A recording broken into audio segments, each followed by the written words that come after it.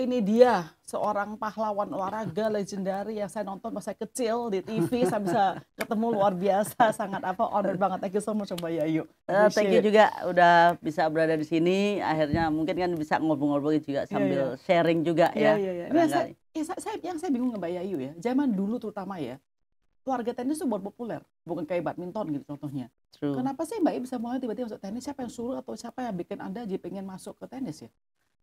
Pertama-tama udah pasti my parents ya, ayah saya terutama. Ayah saya kan background itu dari keluarga polisi dan ayah saya yang memperkenalkan pertama untuk bermain tenis. Tapi waktu itu sebetulnya saya tidak hanya di tenis, saya juga menggeluti, maksudnya juga latihan atletik ya. Terutama saya sebagai sprinter dengan field. Badminton saya juga main sedikit-sedikit karena ibu saya itu dulu pemain badminton. Ya. Wow. And a little bit juga table tennis karena bapak saya dulu pemain PON Jawa Tengah pingpong. Yang ada raket Jadi bisa semua ya. olahraga permainan terutama ya. Oke. Jadi begitu dari beberapa cabang olahraga itu, ayah saya ngelihat kayaknya kamu talentanya paling bagus di tenis. Gitu. Jadi akhirnya langsung lebih arahkan lagi lebih di tenisnya. Tapi bapak Anda bukan yang lagi nyuruh Anda, maksudnya dia bukan coachnya kan? Waktu kecil coach saya. Oh dia juga coachnya? Ya, dia coach saya Umur berapa juga. itu Mbak Yayu? Saya mulai main usia kira-kira 7 tahun. 7 tahun? Ya. Dia 7 tahun bisa kayak tahun Kan ya, tenis tuh yang... sebelumnya waktu masih kecil, umur 4 tahun biasa kan, saya ngambilin bola kakak saya main. Sama juga dengan ayah saya juga. Jadi kakak saya satu family kita main tenis kebetulan. Okay. Dan yang sampai di nasional itu yang nomor 2, nomor 4 sama saya nomor 5, saya bungsu. Okay. Sedangkan yang lain ya just playing just for school aja, untuk sekolah gitu loh. Jadi benar-benar keluarga atlet banget ya, atletik banget semuanya ya. Jadi ya memang saya pikir mungkin cara pengenalan orang tua saya terhadap olahraga ya terutama. Karena melihat ya tahu olahraga itu bisa membentuk karakter kita, mendisiplinkan kita. Jadi intinya sebetulnya in a good side saya pikir sisi positifnya lebih banyak dari si olahraga itu. Nah, masalah nanti kita mau jauh ya kayak saya akhirnya memang kita memang mesti kan nggak mungkin dua-dua akan jalan antara sekolah dan olahraga. Memang akhirnya memang I have to choose kan gitu. Karena saya terjun ke profesional. Jadi saya waktu itu sudah sempat masuk kuliah, malam-malam pun juga saya kejar sambil ngantuk-ngantuk. Tapi karena harus terjun ke profesional nggak mungkin karena I have to be away like 9-10 months in a year. Saya pikir nggak mungkin kan kita nggak kayak yang kemarin sempat COVID sekolah through Zoom. Nggak ada zaman dulu. Nggak ada zaman dulu ya to attend kan gitu. Jadi ya saya pikir untuk menjadi, saya berpikirnya gini, orang tua saya udah spend banyak uang untuk melahirkan saya, akhirnya saya menjadi seorang pemain tenis yang bagus dan God give me the talent ya semuanya ini. Jadi saya pikir saya nggak mau menyanyiakan. Dan saya pikir ya itu tadi I have to choose. Saya pikir untuk menjadi kita menggelutin sekolah bukan kita mengesampingkan, enggak.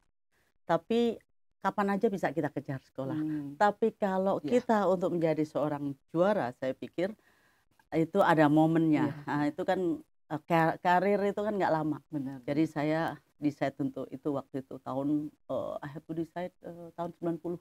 Iya. Waktu itu. Makanya Mbak Yayu itu kayaknya cuma satu-satunya orang yang saya ingat main tenis dari Indonesia gitu loh. Ya kan maksudnya kota dari luar negeri baik banget, tapi dari terutama orang Asia ya juga jarang banget zaman-zaman dulu sebetulnya loh. Ya waktu itu ya memang banyak yang heran sebetulnya. Begitu saya traveling sampai tahu aja kita kalau sama Belanda tuh suka biasalah suka dikerdilkan ya. Saya kadang-kadang suka kesel aja. Sampai mereka bicara bahasa Belanda, tapi ada trainer saya, pelatih fisik saya ngerti bahasa Belanda. Orang Ambon jadi ngerti, dia paham. Ngomong bahasa ini orang Indonesia mana tahu kan native country, mana paham dia main tenis gitu. Ya begitu pemain nomor satunya dia main lawan saya kalahin. Nah jadi mereka kan harus akhirnya ternyata orang Indonesia ada. Nah itu saya bilang kadang-kadang juga sampai sekarang ke adik-adik saya bilang kalau kalian nggak mau diremehkan sama orang kulit putih, kalian tunjukkan prestasinya. Begitu kalian kalahkan mereka, pasti mereka akan negur kalian, bahkan ngajak main double saya bilang. Karena itu juga saya punya pengalaman dulu di Inggris.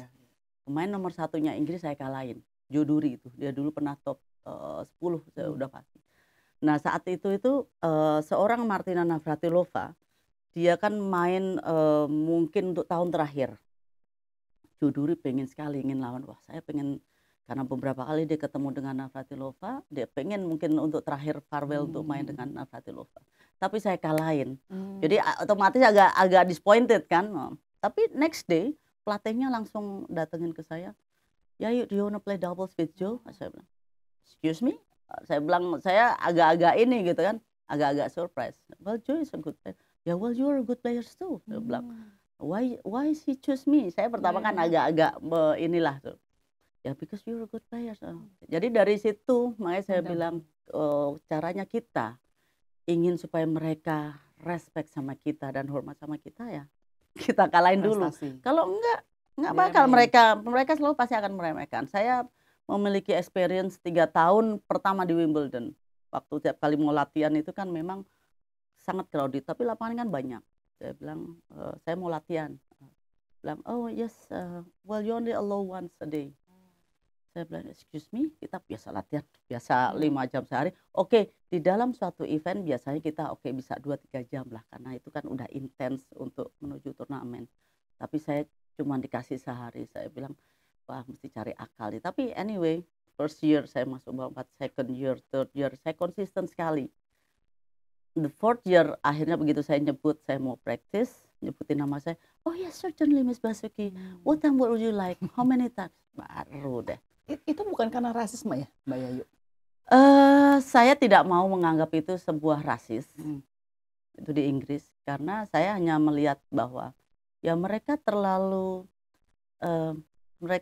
mohon maaf menyebutkan, mereka terlalu sombong dengan atlet mereka, dengan kebesaran mereka punya turnamen sebesar Wimbledon kan gitu. Jadi mereka merasa bahwa oh kita punya turnamen ini, kita punya atlet yang sedemikian rupa mereka, tapi sebenarnya mereka sendiri juga lagi banyak tekanan waktu itu dari persnya mereka bahwa begitu besar pengeluaran mereka keluarkan untuk petenis-petenisnya Inggris, kok tidak ada yang muncul gitu. Malah ya itu tadi, apalagi dikalahin sama pemain. Kalau pemain dari Jepang sudah sering, udah tahu profesional udah muncul di Jepang duluan kan Jepang. Begitu dengar Indonesia, kok bisa gitu, dia bilang. Jadi mereka juga banyak tekanan sebetulnya. Jadi saya nggak mau mengatakan itu rasis, tapi karena intinya yang saya dengar dengan media di sana, saya bilang pemain-pemain sana itu saat itu mereka terlalu spoil because they got everything. Jadi mereka terlalu enak hidupnya katanya. Itu yang saya dengar. Nah ini saya mau tanya Mbak Yayu ya. Mbak Yayu tadi bilang bahwa dari keluarga Mbak Yayu sama kakak-kakak Mbak Yayu ada talentnya, ya kan?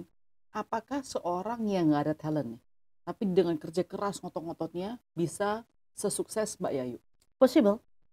Tanpa ada talent seperti Mbak Yayu itu? They work hard. Ada beberapa pemain tenis yang seperti itu. Gitu. They work hard. Ada otomatis tim pelatihnya, kita ambil yang bisa mengguidance demikian rumah, itu bisa. Tapi memang kalau sama sekali nggak ada talent, that's difficult. Tapi paling tidak pada saat mereka mulai berlatih, itu kan pelatih bisa lihat seberapa besar talentanya dia. Tapi jangan sampai zero talent, gitu.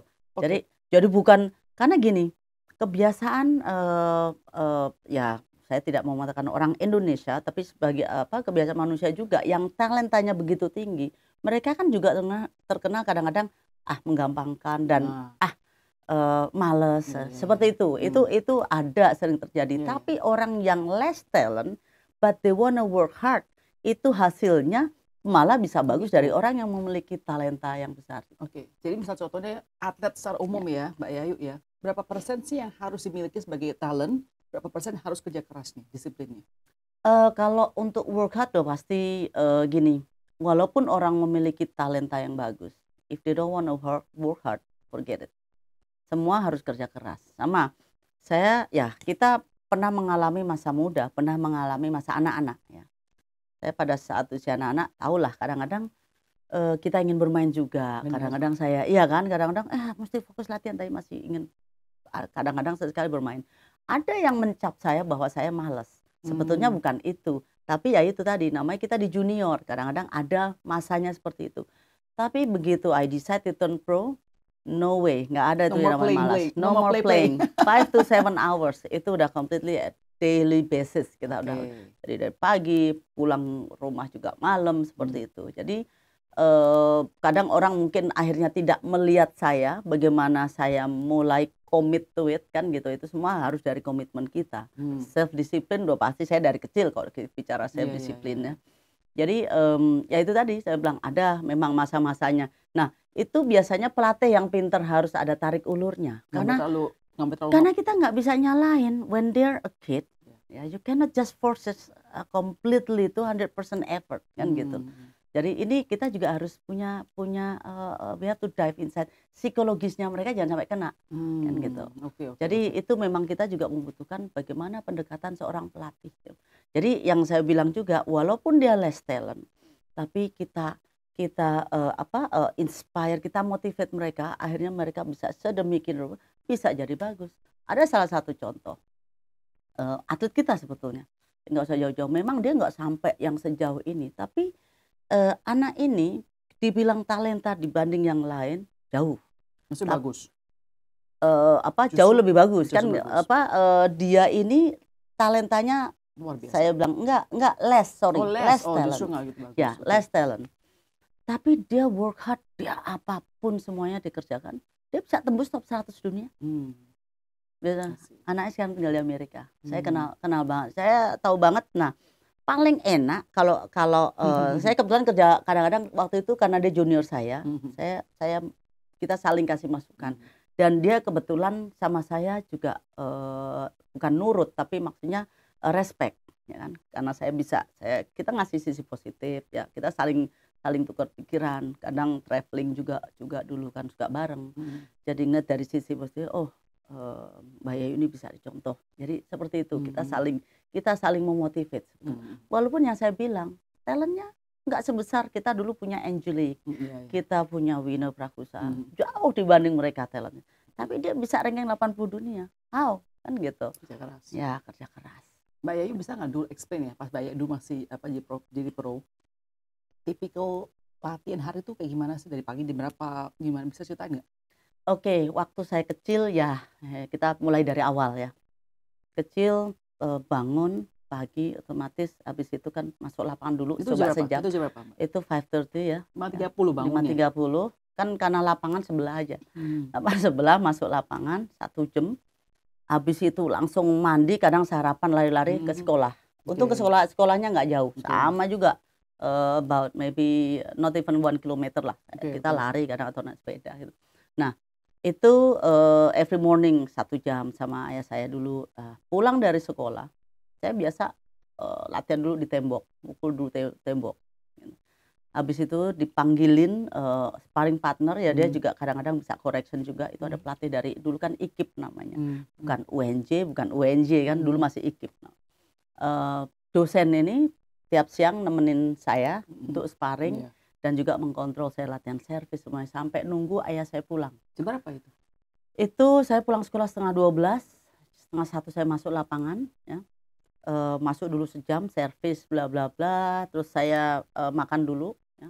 Saya makan siang dulu sebentar sambil dulu tuh ibu saya ngasih saya konsumsi air kaldu. Nah ya, air kaldu karena kita kebetulan teman ibu itu kan banyak juga kalau main dengan ibu-ibu Chinese tuh. Saya bilang, Ci, apa yang bagus buat anak saya nih supaya dia bisa growing. Dulu saya kecil banget dibilang katanya. Akhirnya gitu, udah Bu Budi kasih itu aja, air kaldu ya. Terus itu bergantian, hari ini ayam, besoknya daging kayak gitu. Nah, itu daily basis sampai saya masuk lapangan lagi jam 2, kan ayah saya pulang itu sampai sore sampai jam 6. Pelatihnya terus kayak begitu? Ya, saya kadang-kadang diadu sama mahasiswa kan, sama ayah saya main full time mungkin dari jam 3 sampai jam 6 ya. Jam 2 itu saya dengan tadi dosen tadi ya lanjutin. Kayak gitu gimana belajar sekolahnya, mana waktu sekolahnya nggak capek gitu saya itu Mbak Yayu? Kadang kalau kita ada PR malam. Setelah itu baru makan malam baru kan, malam lagi. Ya sambil ngantuk-ngantuk saya kadang-kadang dicubit kan, kakak saya ngajarin sendiri. Kakak saya ada yang ngambil jurusan guru. Kadang-kadang dicubit sendiri, iya ngantuk sambil ngantuk gitu. Jadi kalau ada homework seperti itu waktu kecil. Habis itu lulus SD saya kan masuk sekolah di Ragunan, Iya, ya sekolah itu buat sekolah atlet. ya Iya. sekolah buat atlet khusus SMP. Nah itu juga sama deh basisnya mungkin lebih kita pagi, kita memang mulai itu jam 6 sampai jam buat 7:30 ya. Habis itu 8:30 tuh kelas sudah masuk sekolah, pulang sekolah setengah 2. Karena Wow. kita mau cepet-cepetan siapa yang bisa duluan ke lapangan karena kan lapangan cuma 2. Waktu itu ada satu masa yang di mana atletnya kebanyakan. Ada Jadi tenis? atletnya kebanyakan. Jadi waktu itu sampai 12 bahkan sampai 17. Jadi otomatis kan cepet-cepetan gantian. Nah, saya sama kakak saya juga masuk Ragunan juga, yang laki-laki tuh yang saya bilang nomor 4. Nah, begitu ini, ayo kita duluan aja. Jadi kadang-kadang langsung udah ngambil apa yang ada tuh buat cepet makan siang langsung masuk lapangan. Kalau yang lain kan cabang lain mungkin istirahat dulu, mereka baru turun 3:30 gitu. Kita nggak ada turun 3:30 ya nggak akan maju kan. Semua itu kan ingin maju dari diri sendiri, Nah, kan gitu. Pas Mbak Yayu pas lagi Ragunan itu atau dari kecil lah mungkin, apakah sudah ada satu visi, saya pasti menjadi orang yang gimana gitu? Saya mungkin lebih ditanamkan ya. Namanya kita kecil kan Iya, iya, kadang-kadang iya. kita nggak tahu Iya, iya. ya, nggak tahu kita mau jadi apa. Tapi saya memang ditanamkan dan saya merasa saya dibentuk oleh ayah saya untuk jadi seorang juara. Jadi Kan gitu. Mbak Yayu Jadi kok saya ditanya orang, Heeh. kamu pengen jadi apa? Juara. Saya mau jadi juara. Udah, saya bilang itu saya tanamkan di mindset saya. Jadi setiap kali tanding kita kan jangan, jadi ini sedikit example aja kan ada anak-anak atau adik-adik kita yang sekarang kadang-kadang karena di tenis kan selalu memang always money involved, selalu hadiahnya selalu ada.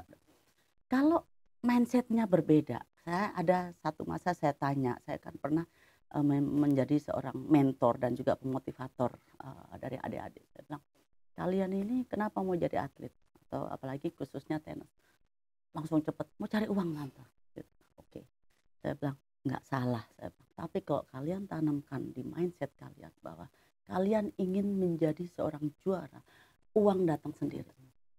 Oh itu kan pasti ada rewardnya. Jadi saya bilang, tapi kalau di mindset kita tertanamnya, wah lumayan nih, udah second round nih, dapat duit berapa nih, atau third round dapat. Nah, ini yang salah. Tapi kok mindset kita selalu tanamkan, saya nggak akan pernah puas, walaupun masih masuk quarter final ataupun semi, harus sampai juara dulu. Nah itu kan uang datang sendirinya, dan makin jauh kita berkiprah, berprestasi, makin besar.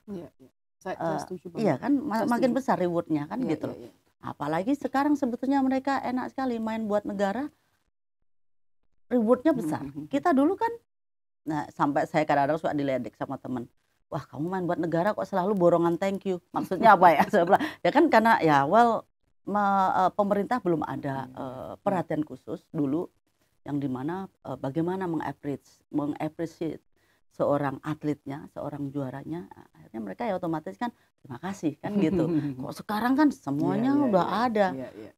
Dan itu juga pasti sih harus kita perjuangkan memang ya. Saya juga I'm glad juga saya salah satu yang memperjuangkan untuk bagaimana jaminan hari tuanya para atlet. Yes.